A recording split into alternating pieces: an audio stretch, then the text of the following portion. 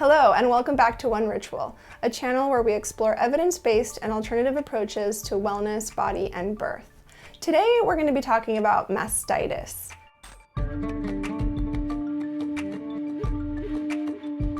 Mastitis is a catch-all phrase for infection of the breast tissue.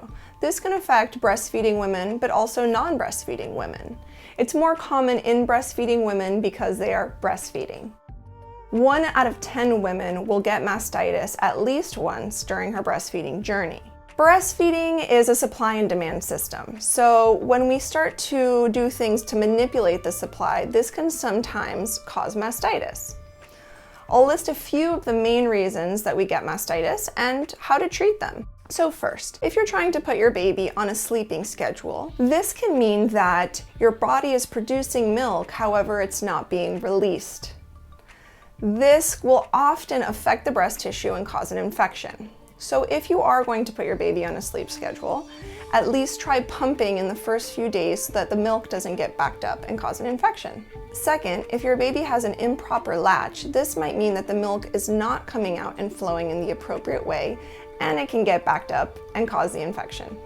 Third, if you're waiting too long in between breastfeeding sessions, the milk will again get backed up and cause an infection. Fourth, if your baby prefers one breast over the other, you might be in a situation where your left breast is getting emptied out, but the right is always full. In this situation, it's a good idea to try to pump and continue to see if the baby will feed on that side.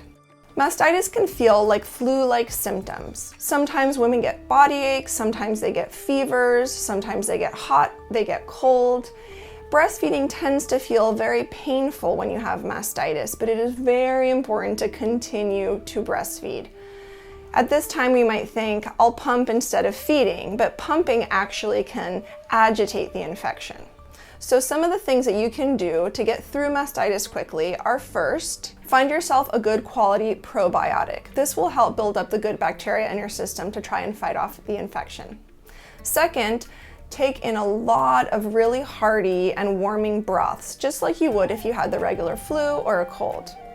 Third, hydrate, hydrate, hydrate. This is so important to make sure that you help that bacteria pass and process through the body. Fourth, you can buy a cabbage, take off whole leaves, put them in the freezer, and use this as a cooling pad to help bring down any inflammation in the breast. And fifth, continue to breastfeed your baby directly from the breast. Some women do this on hands and knees above their baby so that they can help the milk drain out as much as possible.